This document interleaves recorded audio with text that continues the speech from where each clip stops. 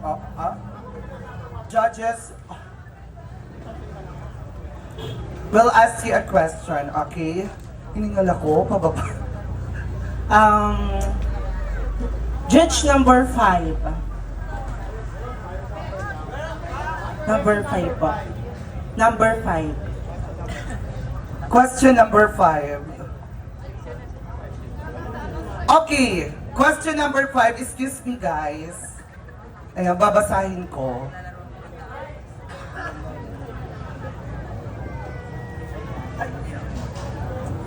Okay, this is your question. Ano sa tingin mo ang kaya mong pagtagumpayan ang labanang ito? Mutsaka? O ang labanan ang gutom? Once again, ano sa tingin mo ang kaya mong pagtagumpayan? Ang labanang ito, ang mutsaka, o ang labanan ang gutom? Ang Okay. labanan ang gutom. Marahil ako po ang inyong kandidatang unang sasagot sa katanungan. Ngunit hayaan niyo po akong maging buhay na totoo na ang tunay na kasagutan ay hindi po manggagaling dito, kundi sa ating puso. Ang katanungan po na inaatang sa aking balikat, ano sa tingin mo ang kaya mong pagtagumpayan ang labanang ito? Mutsaka o ang labanan ang gutom? Mga kaibigan at mga hurado, marahil ngayong gabi, lahat po ng kandidata ay tunay na magagaling, veterana at higit sa lahat, meron pong kanya-kanyang talino at talento na maaaring ibahagi sa mga taong nanonood sa iyo. Ngunit kahit kailanman, marahil sa ating bansang Pilipinas, marami po ang nagugutom sapagkat meron pong mga taong nangungurap ng pera ng kaban ng pamayanan. Therefore, ang tanging sasagutin ko po sa dalawang katanungan, ang labanan, ang mutsakang ito. Bakit kamo mula Kawit hanggang dito po sa barangay ninyong nasasakupan? Alam ko pong matindi ang laban, ngunit ibibigay ko po ang 100% ko na kakayanan upang makoronahan ngayong gabi.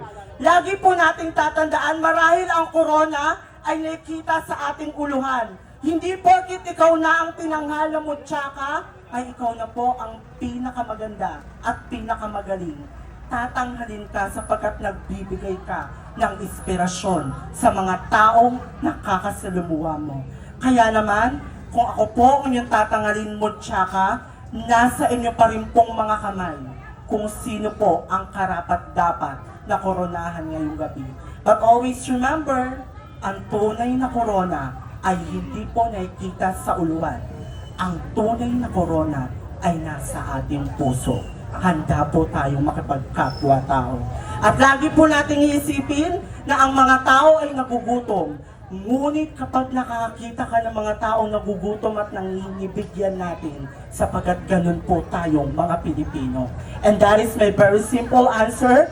Ma'am, sir, if my answer is not good enough to their panel board of judges, I am never ever been my understanding for what is right, what is correct, and what is truly acceptable. Bullseye. Thank you. Thank you. Masaya kasi this is the first time na napapag-ulit ako ng pangkalawakan. Tapos lahat kami nag-reunion sama-sama. So nakakatuwa po ulit na makita yung mga kapwa-kandidata na lumalaban. Yes, at saka ate, no?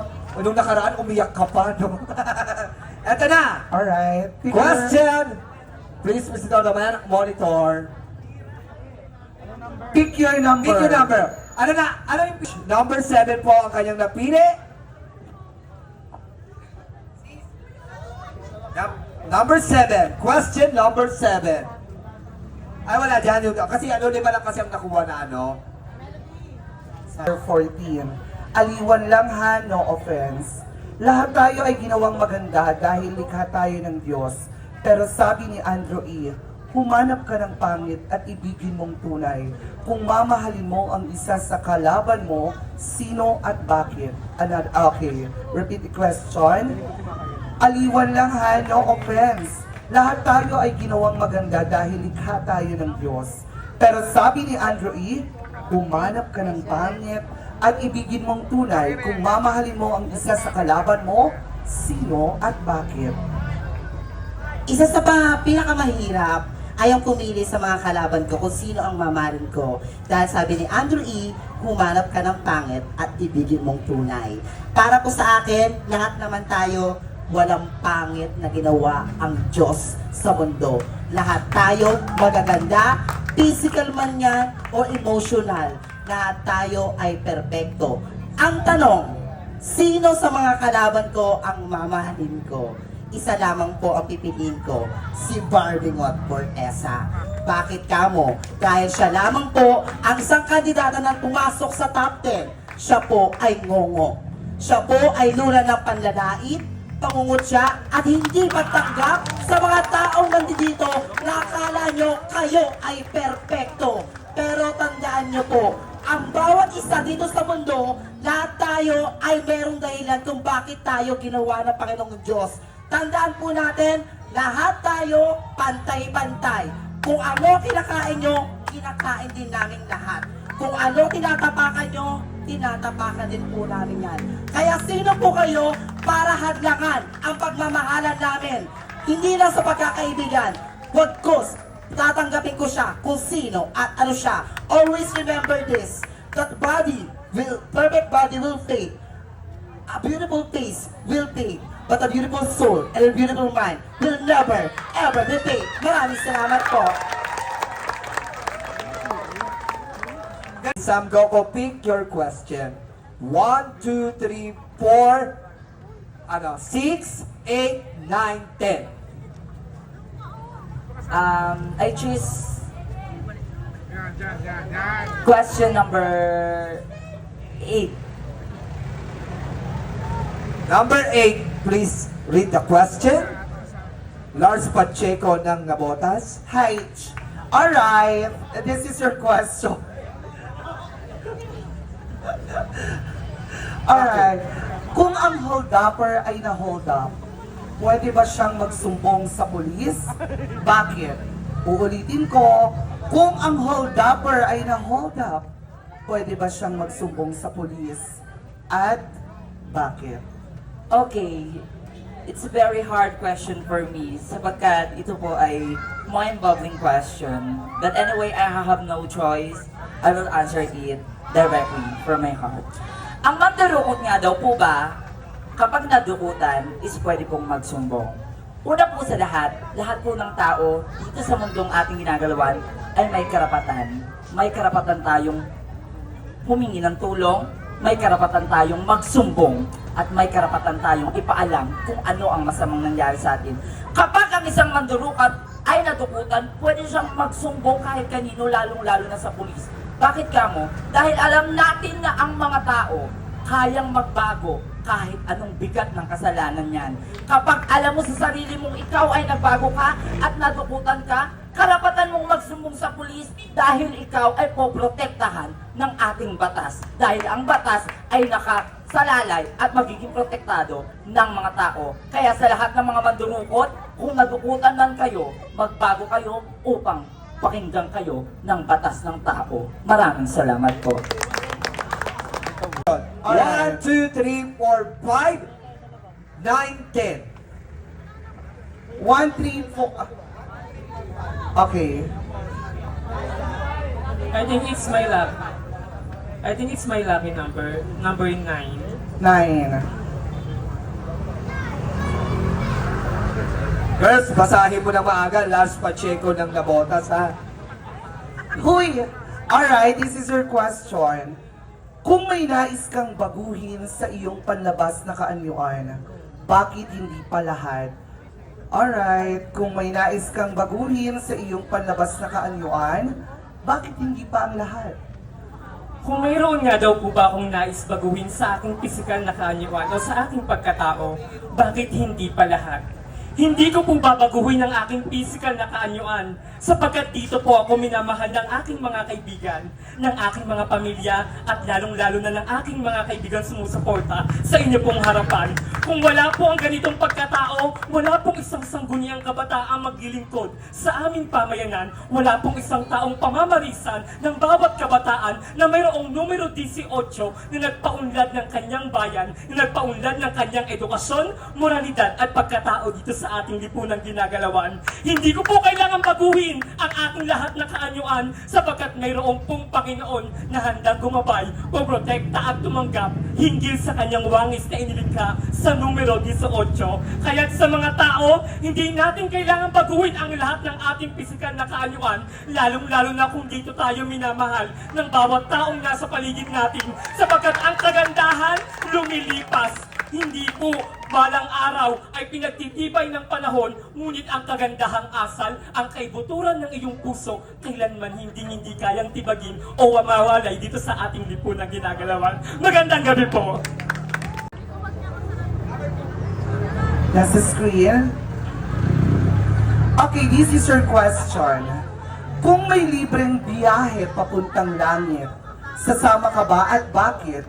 Okay, hindi man po kasing galing naman, hindi man po kasing talino naman, pero sasagutin ko lamang po yan ang aking lawak ng aking kaalaman. Kung libre nga daw ang biyahe papuntang langit, sasama ba ako? Of course, sasama ako. Sino bang hindi ang hinangad pumunta sa langit?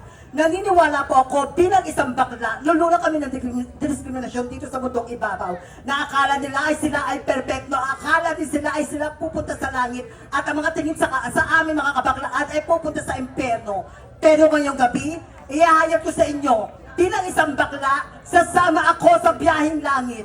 Bakit? Nakagawa ako ng ngiti, saya, at inspirasyon dito sa mundong ibabaw, bago ako pumunta sa langit. At naniniwala po ako, sasabihin ko sa poong may kapal, Ama, nagkamali man ako sa aking kasarian, pero 100% kung binigay sa lahat ng mga tao at sa lahat ng mga magulang ko at sa lahat ng mga kaibigan ko na matuloy na nagmamahal sa akin na hindi ako makasalanan. Kaya ako nakapunta sa langit na libre dahil ayun ang pinakamasarap sa pakiramdam, ang kukupin ka ng Panginoon ng libre nang walang dinidiskrima, walang bakla, walang tomboy, walang babae, walang lalaki. Pagkos, sumakay ka ng libre, sumama ka ng libre, at magiging masaya ka ng libre sa paraiso na iyong pupuntahan. Maraming salamat po. 1, 3, 6, 10. 1, 3, 4, 6, 10. Kaya mamaya 6 ka din. Correct! Oh, host ka, host. Okay. Since ang numero ko po ay number 1, ito po ang nabunot ko kanina, ito din po ang pipiliin ko. Number 1. And I hope na sana destiny siya para sa akin. Okay, this is your question, Barbie. Kung may isang batas kang gustong ipatupad sa buong kalawakan, ano ito? Kung may isang batas kang gustong ipatupad sa buong kalawakan, ano ito? Alam niyo po mga kaibigan, murado at manonood, I don't want to be sound cliche. Gusto kong sagutin ang ganyang katanungan nang naaayon po sa aking puso, isipan at nararamdaman. Kung meron po akong isang batas na gustong ipatupad sa buong kalawakan, anong batas ito at bakit? Alam naman po natin na kapag sinabi po natin batas, ito ay isang uri ng batas na poprotekta sa lahat ng mamamayang Pilipino, hindi lamang po sa ating bansa, but po in the whole world. Ngayon, kung meron man po akong ipapatupad na batas sa buong kalawakan, ano daw po ba ito? Sana hindi lang po ito pang kalawakan. Bakos naniniwala po ako na sana, manang araw, ipatupad po ang batas na Sophie Bill, or Sexual Orientation, Gender Identity and Expression. Dahil naniniwala po ako na sa buong kalawakan, hindi po natin kailangang magbaba ng personalidad ng isang tao. At higit sa lahat, hindi po natin pwedeng puklain o dignidad ng isang babae, lalaki, bakla at tomboy. At naniniwala po ako na nakapaloob po sa batas ng Sophie Bill ay ang pagprotekta hindi lamang po sa mga bakla, tomboy, or member ng LGBT. Bakos ito po ay pagprotekta sa buong kasarian, sa buong kalawakan. Kaya naniniwala po ako na ito po ang batas na gusto kong ipatupad para lahat po ng kasarian, sa buong kalawakan ay malayang makakapaglaan ng walang halong panlalait at pagdidiskrimina ng kahit na sino man. Dahil naniniwala ko ako, kung ako po ay tatanungin ang mga hurado, mas gugustuhin niyo po bang naitin kayo ng isang lalaki, babae, o ng kahit na sinong kasalinlan dito sa buong kalawakan? Hindi po ba hindi? Kaya naniniwala po ako, this is the right time to proclaim that law. Dahil ngayon po, hindi po bukas, kailangan ngayong oras din mismo. Maraming salamat po. Maraming Bukod sa tagay, ano pa ang maaari mong gawin upang magdiwang ng tagumpay? Okay, maliban nga po sa pagtagay, ano nga ho ba ang nais ko pang gawin upang iwagayway ang aking tagumpay? Naniniwala po ako na ang tagumpay, ito po'y marahil at pinigod ng ating pagkatao. Maliban sa tagay, isa lamang po ang gusto kong gawin upang ipagawayway ang aking tagumpay. Walang iba kundi ang pagdarasal. Bakit kamo? Sapagkat naniniwala po ako sa bawat hakbang ng aking mga paa upang makamit ang bawat baitan ng aking mga pangarap at tagumpay. Alam ko na ang Diyos ang sandigan sa lahat ng aking mga pangarap upang maiangat ko ang aking tagumpay sa buhay. Tandaan po natin na kahit kailanman maraming paraan upang ipalandakan ang tagumpay. Ngunit sa pagdarasal, naniniwala po ako, yung po ang tunay na isang dakilang pagwawagayway upang ipamukha sa lahat na tagumpay ako sa ngalan ng tulong ng Poong May Kapal. Maraming salamat po.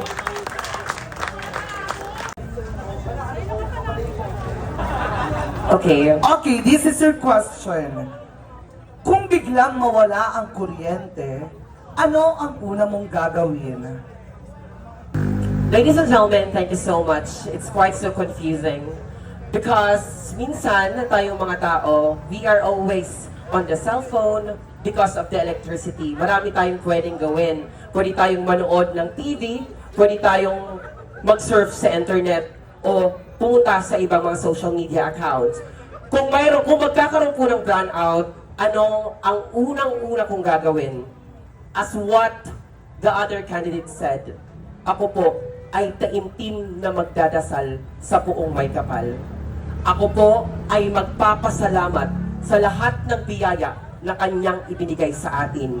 Sapagkat minsan dahil sa mga elektrisidad, sa mga bagay na ating nakakamtan, nakakalimutan na natin ang isang bagay, ang magpasalamat sa Poong lumikha. Kaya naman, pag nag-brownout, syempre wala tayong gagawin. Kaysa magbulakbol tayo, manalangin tayo ng taimtim, sapagkat sa ating pananalangin, doon natin mapagninilayan na tayo pa rin ay suwerte na nilalang ng Poong May Kapal. Thank you. 7 ako, pag plinas mo naman yung 4 at saka yung 10, supportin yon. Diba? So sa 10 na lang. Kasi, I am number 11, minus 1. Bobo ka ba? Hindi Akila pwede po, maging 4 Sek. yun. Ito ako ma. Number 10 po. Thank you and good morning, everyone. Okay, this is your question. Candidate And number this is my 11. answer. Kung ang totoong beauty is skin deep, gaano kalalim? Gaano kalalim? Okay, ulitin natin na. Naiintindihan mo ba? Naiintindihan ko, sis. Binasa ko lang. Ayun. Kung ang totoong beauty is skin deep, gaano kalalim kami maghuhukay bago namin masilayan ang iyong kagandahan? Kung ang totoong beauty is skin deep, gaano kalalim kami maghuhukay bago namin masilayan ang iyong kagandahan? Okay, yung ganyang katanungan, hiningi niyo yung opinion ko, so walang magiging maling kasagutan, bagus magiging tama. Dahil bilang isang kandidata, kami po ay titulado sa sarili naming opinion. Nirespeto po namin yung katanungan nyo, so respetuhin nyo rin po yung magiging kasagutan ko. Ako po yung tinatanong nyo, so ako din po yung sasagot nito. Okay. Kung ang beauty is skin deep, gaano kalalim nyo maghuhukay para malaman ang aking kagandahan? Actually, wala naman dapat kayong hukayin eh. Wala kayong dapat hukayin. Kasi hanggat hindi ako gumagawa ng masama sa kapwa ko, hindi ako magiging masama sa mata ninyo. Magiging maganda ako. Kasi, kung tutuusin, ang kagandahan ng tao, wala yan sa physical na kaanyuan. Wala yan sa kung anong balat na meron ka. Wala yan sa kung anong kayamanan na pag-aari mo. Dahil ang tunay na kagandahan, nagmumula yan sa puso mo. Kung paano mo ipapakita at nababahagi kung sino ka, kung ano ka, at kung paano ka makipagkapwa tao. Because the most important things in this world, if we cannot be seen or even we touch, the most important is inside your heart. Thank you and good morning. Alright, this is your question. Kung makakaharap mo ngayon si Congressman Saldico, ano ang sasabihin at gagawin mo sa kanya? Kung makakaharap mo ngayon si Congressman Saldico, ano ang sasabihin at gagawin mo sa kanya? Wow. Maraming salamat po sa inyong napakagandang katanungan. Marahil ang katanungan po na ipatang sa aking mga balikat ay umiindayog lamang po sa ganitong uri ng pamamaraan. Kung makakaharap ko nga daw ho ba si Congressman Saldico, ano nga daw ho ba ang sasabihin ko sa kanya at bakit? Alam naman po natin kapag sinabi po natin si Congressman Saldico, ito po isang parte ng politika na kung saan nangungurakot ng kaban ng ating bayan. Ngunit nais ko pong sabihin sa kanya, anong napapala nila sa pangungurakot sa ating bansa kung sa pansariling kakayahan lang naman nila ang kanilang napupunan. Dito po sa ating bansang Pilipinas, napakahirap pong matamasa na kung saan tayong mahihirap ay tuluyang naghihirap, ay hindi natin nakikita ang tunay na batas na para sa ating mahihirap dahil sa mga politikang korap na kinukurakot ang kaban ng ating bayan. Ngunit sasabihin ko po sa kanila, paano sila nakakatulog sa gabi kung may mga taong nagugutom sa kanilang paligid. Sapagkat palagi po natin pagkakataan-daan, napakahirap pong takasan na